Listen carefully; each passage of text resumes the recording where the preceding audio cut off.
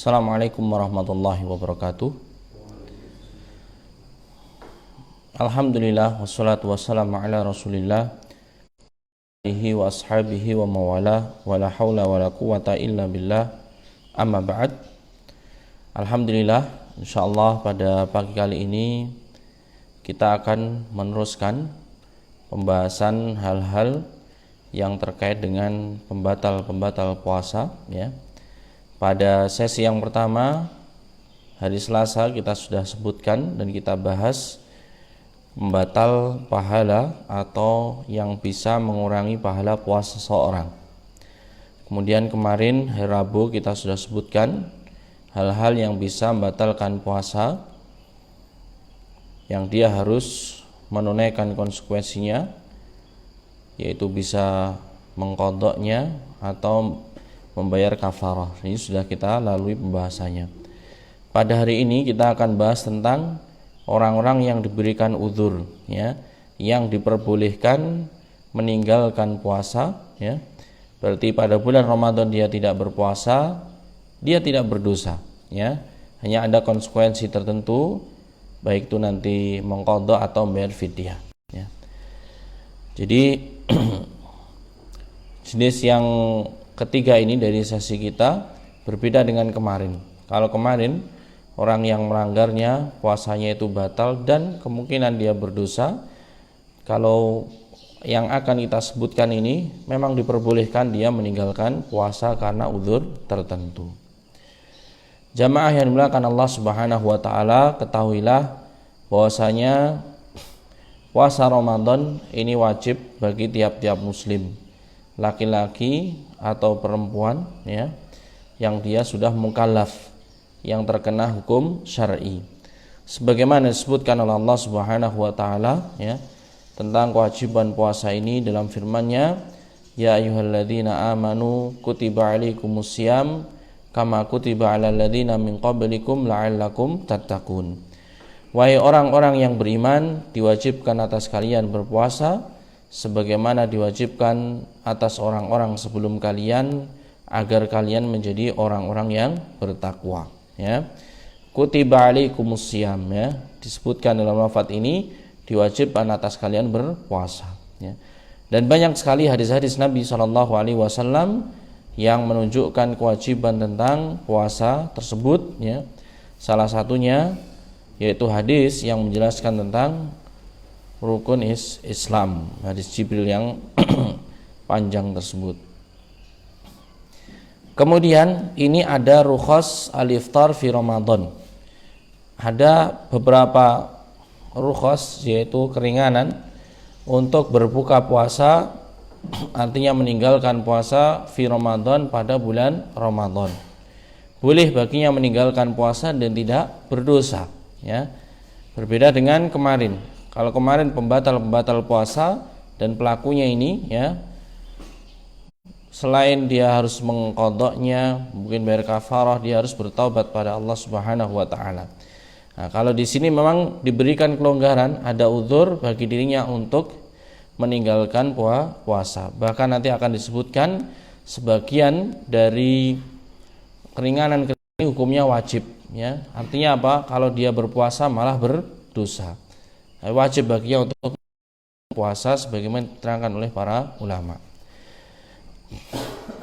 Udzur atau keringanan yang pertama yang yang menjadikan seorang boleh meninggalkan puasa, yaitu al-maradu, yaitu dengan sebab sakit ya. Al-maradu alladhi yubihu al-iftar fi Ramadan wal marad dzatuhu alladhi yubihu tayammum ya. Penyakit yang diperbolehkan seseorang meninggalkan puasa Ramadan adalah jenis penyakit yang seperti diperbolehkannya ya, yaitu bertayamum. Alladhi yubihu tayammum wal fitr fi Ramadan ya. Maka yang bolehkan seorang tayamum, maka diperbolehkan juga seseorang meninggalkan puasa pada bulan Ramadan ini ya. Ingat ya, jenis penyakit. Ma yatarattab alaihi wuqu'u mahdhurin ma aw wuqu'in dararin aw ziyadatihi in kana waqi'an aw khasyata bat'il bur'i wasyifa minhu. Dikatakan di sini ciri-ciri dari penyakit yang seorang diperbolehkan meninggalkan puasa tatkala dia memaksakan dirinya untuk berpuasa, maka akan terjadi sesuatu yang membahayakan bagi dirinya, ya. Akan terjadi kemudaratan, ya.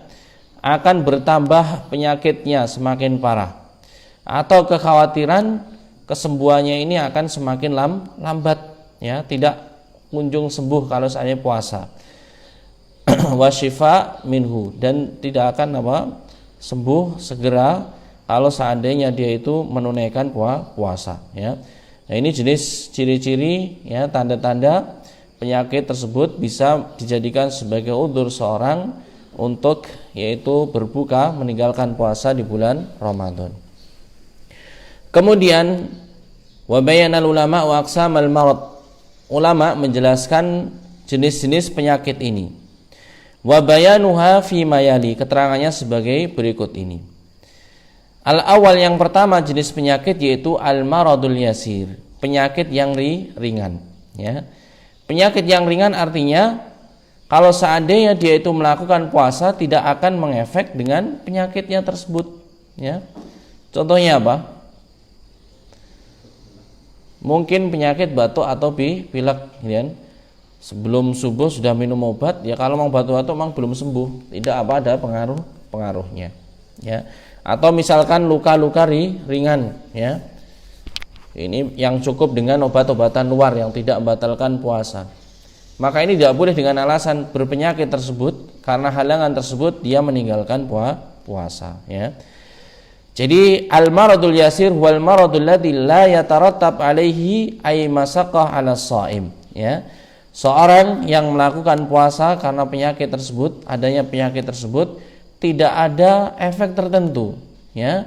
Tidak ada konsekuensi tertentu.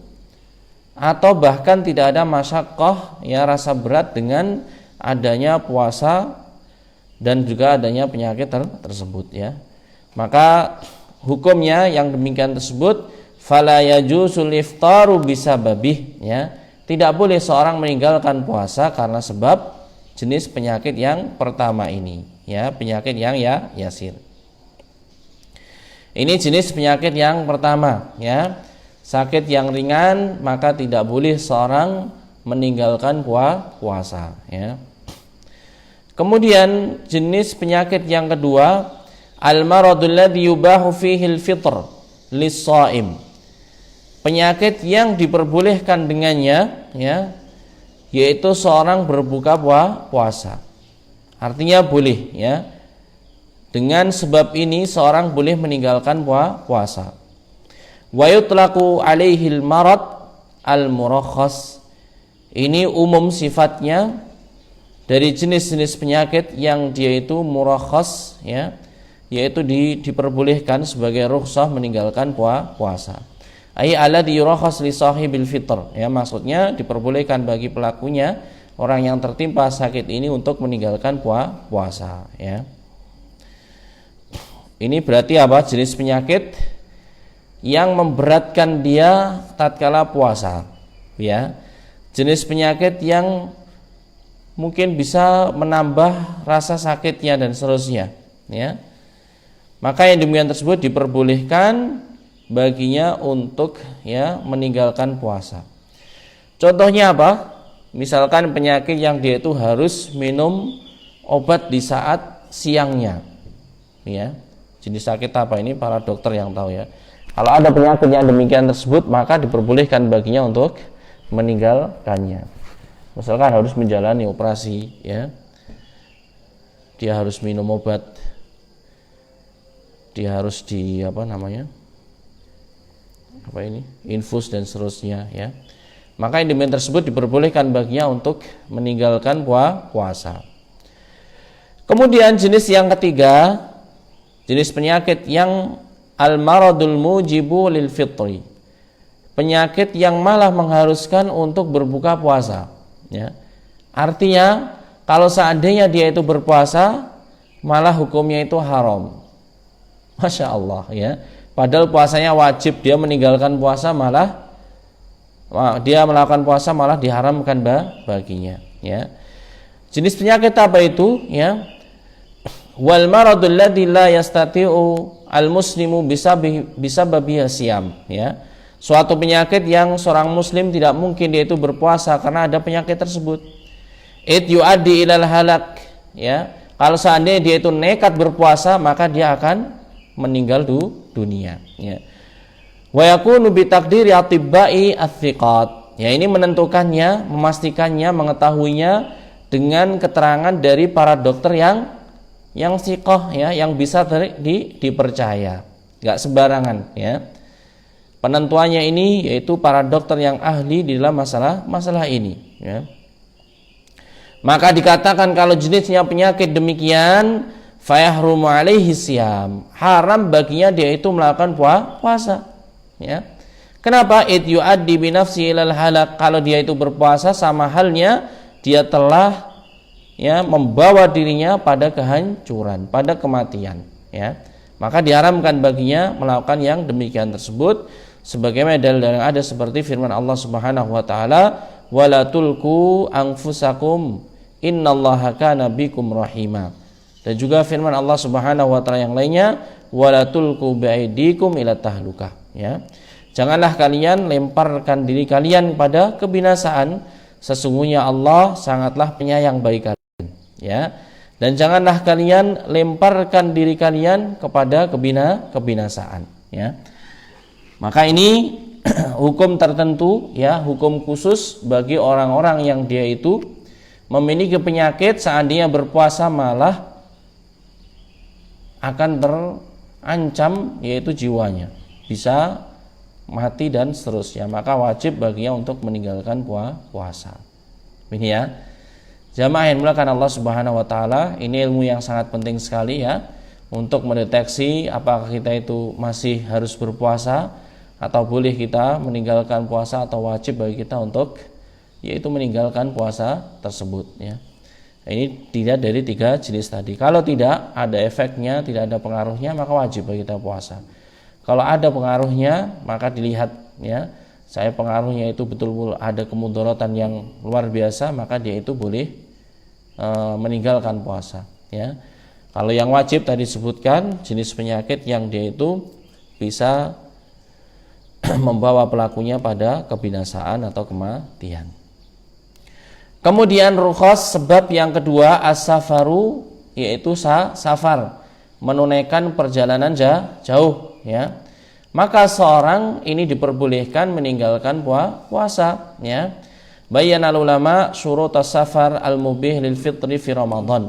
Ada sebagian para ulama yang mereka itu menjelaskan jenis safar yang diperbolehkan seorang meninggalkan puasa Ramadan, ya. An yakunu safar tawilan, ya. Safarnya adalah safar yang jauh, ya, yang berat seandainya dia itu melakukan puasa, ya. Atau safar yang jauh meskipun dia itu ringan melakukan puasa. Contohnya safar lintas pulau, ya, dari Surabaya ke Aceh misalkan, atau Kalimantan atau Sulawesi atau ke Irian Jaya menggunakan pesawat misalkan, ya. Ini kan sebenarnya tidak ada masyaqqah, tidak ada rasa berat, tapi ilahnya di sisi safar bukan masyaqqah, ya. Yang jadi ukuran adalah perjalanannya, safarnya, bukan masyaqqahnya, ya. Masyaqqah ini adalah hikmah saja, ya. Jadi kapanpun seorang melakukan safar, maka diperbolehkan baginya meninggalkan puasa, meskipun, ya, safarnya ini adalah safar yang ringan, ya. Yang namanya boleh berarti boleh berpuasa enggak? Boleh juga, ya. Boleh juga baginya untuk tetap berpuasa. Namun kalau seandainya safar plus ada masyaqqahnya, memberatkan dirinya, maka yang afdal dia itu meninggalkan puasa, mengambil rukhsah dari Allah Subhanahu wa taala. Ini perlu dipahami. Jadi yang dimaksud dengan boleh ini bukan wajib, ya. Nah, ini safarnya adalah safar yang jauh, ya. Contohnya lintas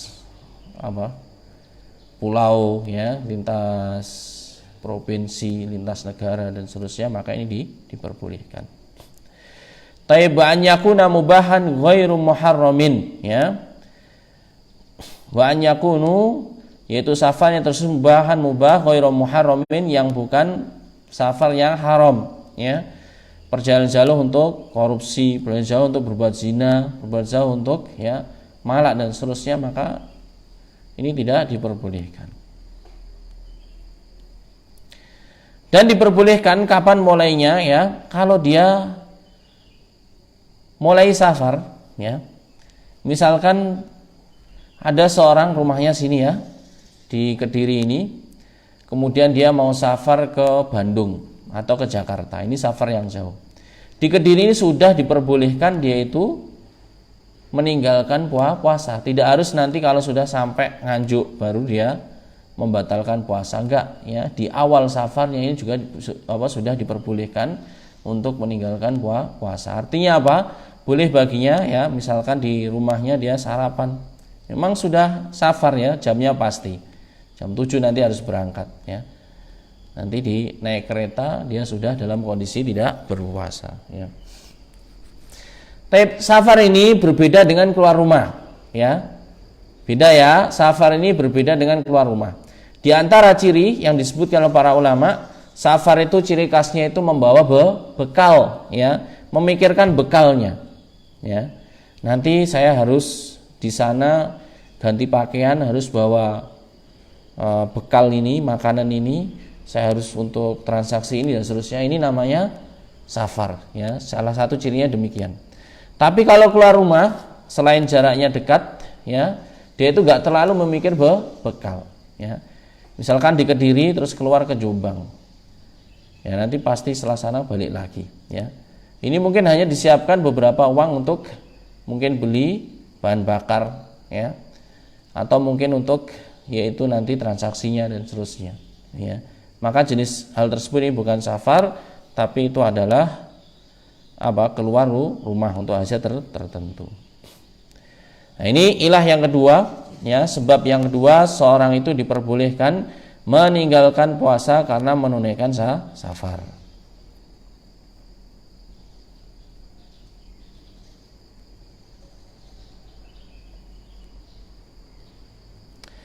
Selanjutnya al-haidu wa nifas, ya, haid dan nifas. Iftaru fi Ramadan, wanita yang haid, wanita yang nifas. Haid yaitu darah yang keluar setiap bulannya, ya.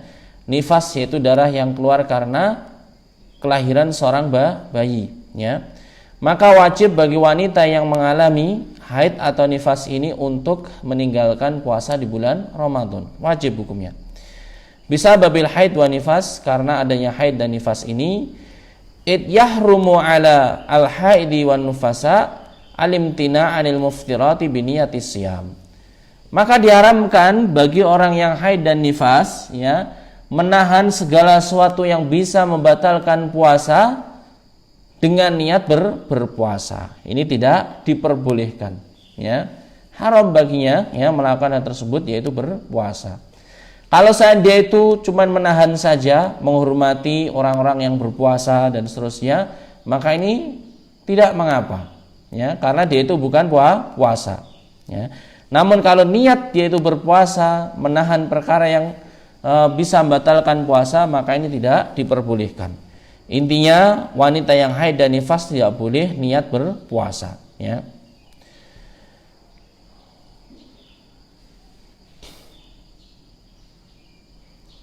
Wala yajuzu lil mar'atil haid an tanwi siyam illa ba'da an tahaqqaqa minat tuhril kamil, ya. Tidak boleh wanita yang haid yaitu berniat untuk berpuasa kecuali kalau sudah dalam kondisi, ya, suci yang sempurna, ya. Suci yang sempurna. Artinya apa? Sudah memang enggak ada darah haid, ya. Fa in tahaqqaqat, apabila sudah terbukti, ya, dia itu minat tuhri dari sucinya haid tersebut qablal fajri, sebelum fajar, sebelum datangnya subuh, wajib 'alaiha siyamu hatta law akharatil ghusl, ya. Wajib baginya berpuasa tatkala sucinya tersebut sebelum datangnya fajar, sebelum datangnya subuh, meskipun mandinya nanti diakhirkan, ya. Yang penting jelas dia itu sudah lepas dari haidnya, ya. maka wajib baginya untuk menunaikan puasa meskipun mandinya nanti diakhirkan setelah fajar, ya. Amma in tahurat ba'dal fajri fala yajuzu laha shiyam. Seandainya setelah fajar baru, ya, suci dari haid tersebut, maka fala yajuz laha shiyam. Tidak diperbolehkan baginya berpuasa. Wa inna ma tuftir wa taqdil yaum alladhi aftarathu. Ya.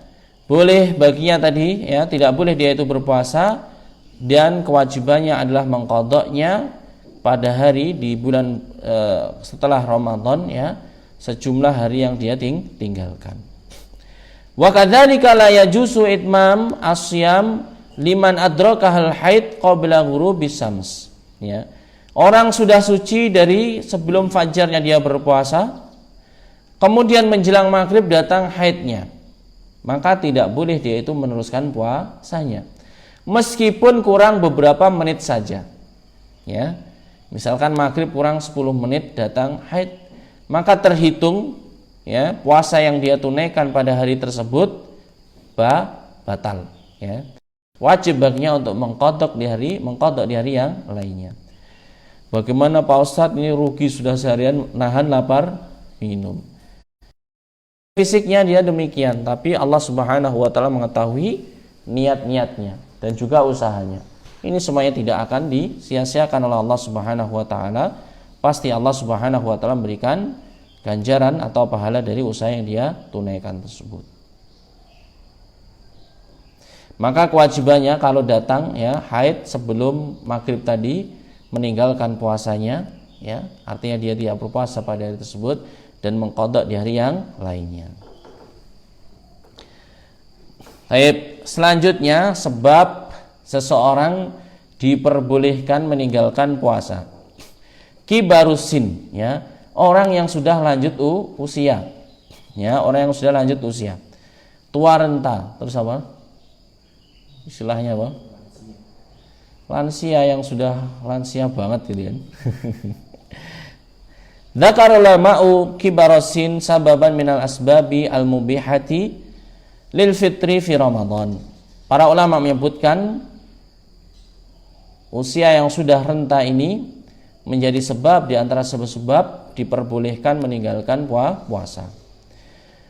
Wa qad ittafaqal ulama'u ala ibahatil fitri li kibarisin al-ajiz alladhi talhaquhu masyaqqatun kabirah bisababis siyam, ya.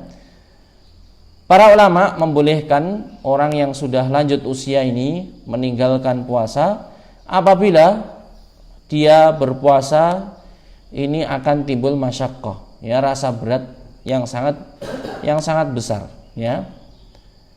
Ini kondisi orang yang sudah tua banget, ya. Makannya sudah tidak teratur, mungkin badannya sudah capek, ya. Nah, ini diperbolehkan baginya meninggalkan puasa tersebut, karena kalau puasa seperti anak-anak dia itu tidak kuat, ya, tidak kuat. Maka diperbolehkan, ya, sesuai dengan kesepakatan para ulama. Au yakhsha ala nafsihi al-halak, ya, atau takut menimpa dirinya al-halak, yaitu kehancuran, kematian, ya. Ini dua alasan yang menyebabkan orang yang sudah lanjut usia diperbolehkan meninggalkan puasa Ramadan, ya. Yang pertama, karena memang ada masyaqqah yang besar, ya, rasa berat yang besar. Yang kedua, kalau seandainya puasa, ya, menurut ahlinya ini akan bisa mengantarkan dia pada kemudaratan yang besar atau kematian. Maka boleh baginya untuk meninggalkan puasa. Seandainya ada orang yang sepuh tapi masih kuat, boleh baginya berpuasa, ya. Dan kita ketahui, ya, orang-orang sepuh zaman dahulu usia 70 ini masih roso, ya, ke sawah masih kuat, ya. Mungkin yang rumahnya gunung, naik gunung masih kuat, ya, ngangkat kayu, ngangkat rumput, ya. Ini masih kuat orang-orang yang kita jumpai, ya, di antara orang sepuh dahulu usia 70 lebih demikian, ya. Tapi kalau sudah memang tidak kuat, ya, selesai urusannya dari kewajiban puasa ini, maka nanti ada konsekuensi tertentu, yaitu bayar fidyah. Kemudian sebab yang lain alhamlu war ridha, ya, awir ridha. Alhamlu yaitu hamil, ya, Ridha atau radha ini apa? Menyusui, ya. Hamil dan menyusui ini diperbolehkan untuk ya meninggalkan puasa. Ya. Ittafaqal ulama ala ibahatil fitri fi Ramadan lil mar'atil hamil, ya. Para ulama bersepakat diperbolehkannya berbuka bagi wanita yang hamil, wal murdi, wanita yang sedang menyusui. Diperbolehkan, ya. Artinya apa? Kalau memang khawatir akan menimpa kemudaratan bagi dirinya atau bayinya, atau keduanya atau salah satunya, boleh baginya untuk meninggalkan puasa Ramadan ini. Tapi kalau dia yakin, ya, ini tidak terganggu hamilnya dan juga tidak terganggu menyusuinya dan tidak membahayakan anak yang di dalam kandungan atau tidak membahayakan yaitu anak yang disusuinya, maka boleh baginya meninggalkan puasa, ya. Artinya apa? Hukumnya ini tidak wajib, ya. Kalau tidak ada kekhawatiran apapun dia dengan kehamilan dan juga menyusuinya dia, maka boleh baginya untuk berpuasa di hari Ramadan, ya. Nah, ini diperbolehkan, ya. Namun seandainya ada kekhawatiran nanti bayiku akan demikian, ya, nanti saya akan demikian dan seterusnya, dan kekhawatiran tersebut adalah kuat, ya, kuat kejadiannya, maka diperbolehkan baginya meninggalkan puasa, ini, ya. Taib jamaah yang dimuliakan Allah Subhanahu wa taala, ya, ini beberapa alasan, ya, yang diperbolehkan bagi seorang meninggalkan puasa, ya. Bagaimana dengan yang lainnya? Seperti tidak disebutkan di sini, ya, para pekerja berat. Para pekerja berat contohnya apa? Kuli, orang yang di sawah, orang mungkin yang kerja di hutan, ya, orang yang kerja di gunung, proyek besar dan seterusnya, ya. Bagaimana demikian tersebut? Maka tetap wajib baginya berpuasa. Wajib berpuasa. Kalau nanti ketemu kondisi yang disebutkan ini, ternyata dia puasa itu sakit, ya, maka boleh baginya kalau ada kemudaratan bagi meninggalkan puasa. Maka kembali ke sini nanti, ya. Pekerja berat dan seterusnya, kembali ke hukum-hukum yang disebutkan tadi, sebab-sebabnya. Kalau ternyata sudah mengenai salah satu di antara sebab-sebab tersebut, baru boleh dia meninggalkan puasa. Tapi secara asal dia harus tetap berpuasa, ya. Wah, ini berat, saya harus nguli dan seterusnya. Udah nguli dulu, ya. Dan jangan berpikiran untuk batalkan puasa. Namun ternyata kok jam 12 saking panasnya dia pingsan, ya sudah, ya, dia membatalkan puasa, ya, dia nggak bisa beraktivitas, betul sangat lemes lagi, ya, boleh baginya apa? Membatalkan puasa, ya. Nah, kalau seandainya memang kerjanya berat kayak gini, diperbolehkan baginya meninggalkan puasa, apa yang terjadi? Mungkin 30 hari dia tidak berpuasa, ya, 30 hari nggak bisa, atau bahkan nggak bisa mengkodoknya juga, ya, karena dia pekerjaannya berat, ya. Makanya pekerja berat dengan berbagai macam jenis profesinya tetap berkewajiban berpuasa, nanti diperbolehkan ketika kembali ke sebab-sebab yang disebutkan ini, ya. Sopir jarak jauh lintas provinsi, ya, itu kan safar tiap hari, ya, dari Blitar atau Tulungagung ke Jakarta, sampai sana istirahat, balik lagi ke Tulungagung atau Jakarta. Ini juga tadi sudah disebutkan, ya, safar itu kalau memang seandainya dia itu biasa, ya, dan tidak memudaratkan baginya, maka boleh baginya untuk tetap berpuasa. Kalau tidak berpuasa seperti pekerja berat tadi, sama sekali dia tidak akan berpuasa, ya. Paham ya ini, ya.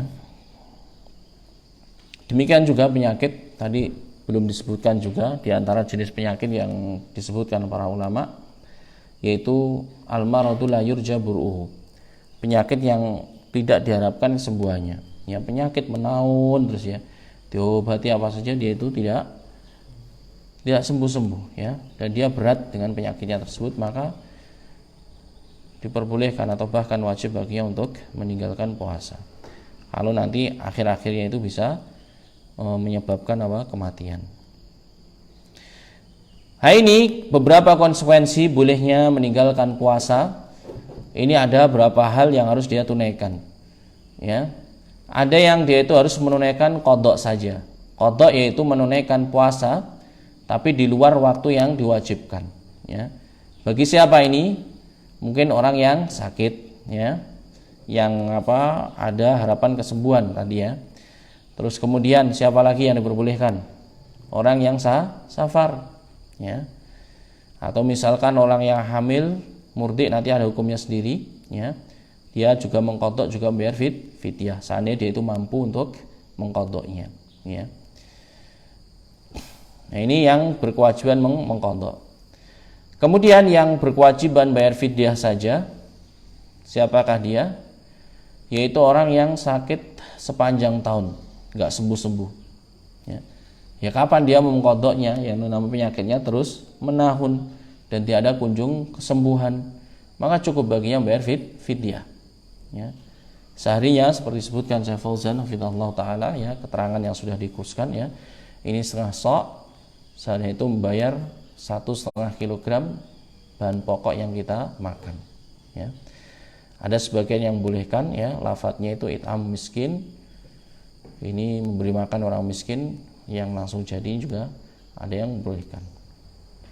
Ini fidyah, ya. Yang terbaik ketika hari tersebut meninggalkan, selesai misalnya maghrib, dia membayarnya. Nah, seakan-akan hari tersebut sudah menuntaskan kewajibannya. Meskipun ada yang bolehkan sampai nanti puasa Ramadan ini selesai, ya. Kalau mau bisa ke 60 ke orang miskin langsung dengan orang miskin yang berbeda. Kalau memang nggak bisa, ya mungkin beberapa orang miskin dia beri ulang-ulang, itu juga tidak mengapa. Ini, ya. 1,5 antum berikan sangat sedikit, ya. Sak kepel ini diberikan, Pak, ini fidyah ini. Makanya nggak apa-apa misalkan dibungkusnya 5 kilo misalkan, ya, atau berapa lebih dari 1,5. Cuman niatnya yang 1,5 ini digunakan untuk bayar fidyah. Sisanya niatnya sedekah, ya. Jangan langsung diniatkan 5 kilo ini fidyah, karena apa? Ini termasuk ibadah yang mahdhah, ya, ukurannya itu jelas, ya. Tidak boleh dari ukuran yang jelas itu ditambah-tambah. Jadi qadha tadi orang yang sakit yang ada harapan sembuh, kemudian yang safar, kemudian fidyah ini bagi orang yang sakit yang terus-menerus, ya, dan tidak kunjung sembuh, ya, menahun, maka boleh baginya membayar fidyah saja. Dengan hitungan, ya, 1 hari setengah sok tadi yang disebutkan. Kemudian qadha dan fidyah ini ada orang hamil, orang apa tadi? Yang menyusui. Ini hukumnya adalah mengqadha seandainya dia itu mampu, ya, di hari yang lainnya. Kalau memang kekhawatiran untuk dirinya dan juga ini secara terus-menerus, maka diperbolehkan baginya hanya membayar fidyah, ya.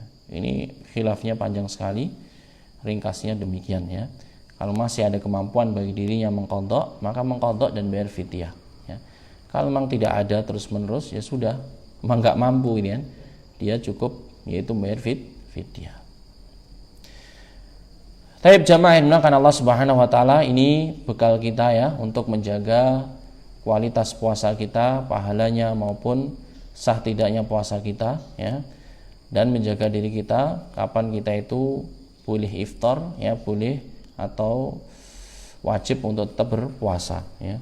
Ini sudah kita sebutkan semuanya hal-hal tersebut, ya. Semoga kita betul-betul bisa menunaikan puasa. Ada besok, ya, kemudian, ya, dilancarkan oleh Allah Subhanahu wa taala sampai akhir bulan Ramadan dan mendapatkan, ya, apa-apa yang Allah Subhanahu wa taala janjikan langsung dari Allah Subhanahu wa taala atau melalui lisan yang mulia Rasulullah sallallahu alaihi wasallam. Semoga apa yang kita sampaikan ini bermanfaat. Semoga Allah Subhanahu wa taala membimbing kita sehingga amal kita terima oleh Allah Subhanahu wa taala. Amin ya rabbal alamin. Subhanakallahumma bihamdika asyhadu an la ilaha illa anta astaghfiruka wa atubu ilaik. Assalamualaikum warahmatullahi wabarakatuh.